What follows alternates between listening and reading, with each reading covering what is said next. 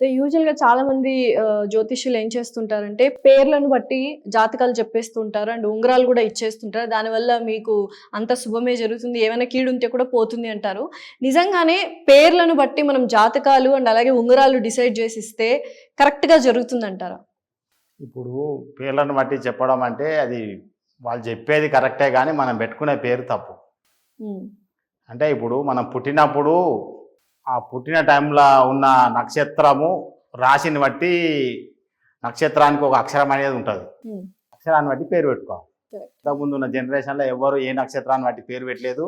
అందులో కూడా ఏందంటే, కొందరు సిద్ధాంతులు ఏం చేస్తారంటే, ఎప్పటికి వాళ్ళకి పని ఉండాలి హ్మ్. అని చెప్పి వానికి ఆ నక్షత్రానికి వచ్చిన పేరు పెట్టకుండా తారాబలం చూసి ఓ పేరు పెట్టేసి పొమ్మని చెప్పారు. ఆ పేరు పెట్టుకుంటాడు. మళ్ళీ వచ్చినప్పుడు అతని దగ్గరికి పోతేనే పంచాంగం చూసి అతని జాతకం చెప్పడం లాంటిది జరుగుతుంది. ఓకే. అంటే అతను ఎప్పుడు కూడా ఇతనితో కనెక్టివిటీ ఉండాలి.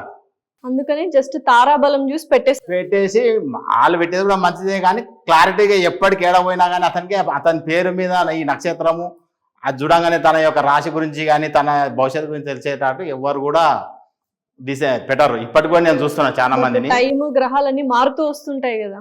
సో, అక్కడే ప్రాబ్లమ్. అయితే మనము ఈ సౌర కుటుంబంలో ఉన్నాం.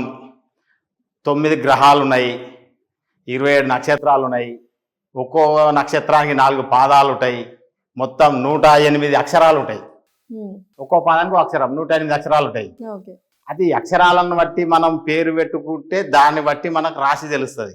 హ్మ్. 12 రాసులు, మనం ఏ రాశికి చెందిన వాళ్ళము, ఏ నక్షత్రానికి చెందిన వాళ్ళము, దాని యొక్క ఫలితాలు ఏంటివి అనేది మనకు అర్థమవుతుంది. అయితే వీళ్ళు తాళాబలం చూసేసి నీది ఎల్లంటే మళ్ళీ అంటే పుల్ల పెట్టేసి పేరు చేంజ్ చేసేస్తారు.